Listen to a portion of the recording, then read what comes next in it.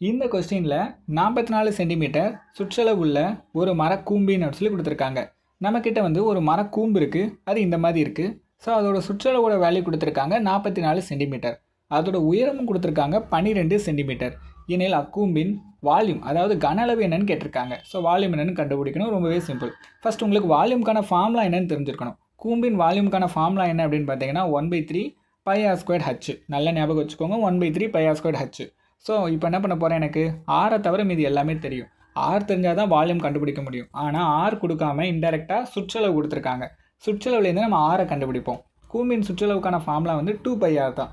So இதில் வந்து R எடுக்க முடியுமா? அப்போ 2πr = 44. ஓகே, ஸோ இதை வச்சு ஆர் கண்டுபிடிக்க போகிறேன். பைக்கு மேலே 22/7ன்னு போட்டுக்கிறேன். ஆர் தான் கண்டுபிடிக்கணும். ஸோ அதை அப்படியே வச்சுக்கலாம். = 44. இப்போ இதையும் கட் பண்ண 22, இது ஃபுல்லாகவே கட் ஆயிரும். இந்த 7 அந்த சைடு போகும்போது ஆர் = 7ன்னு வரும். ஸோ அந்த வேல்யூவை எல்லாம் சப்ஸ்டியூட் பண்ணிடுவோம். சப்ஸ்டியூட் பண்ணால் நமக்கு வால்யூம் என்னென்னு கண்டுபிடிக்க முடியும்ல. ஸோ V = 1/3 பைக்கு மேலே 22/7. ஆருக்கு மேலே என்ன பண்ணணும், அந்த 7 சப்ஸ்டியூட் பண்ணணும். ஸோ 7 × 7, ஹச் வந்து சம்லேயே கொடுத்துட்டாங்க 12, அதையும் சப்ஸ்டியூட் பண்ணியாச்சு. ஸோ இதையும் கட் பண்ணிடலாம். 3 அந்த 12 அடித்தா 4ன்னு வரும். மற்றதெல்லாம் பெருக்கிடலாமா? பெருக்கிட்டால் வால்யூம் என்னென்னு கிடைக்கும். ஸோ வால்யூமோட வேல்யூ 616 அப்படிங்கிறத ஆன்சர். ஓகேவா?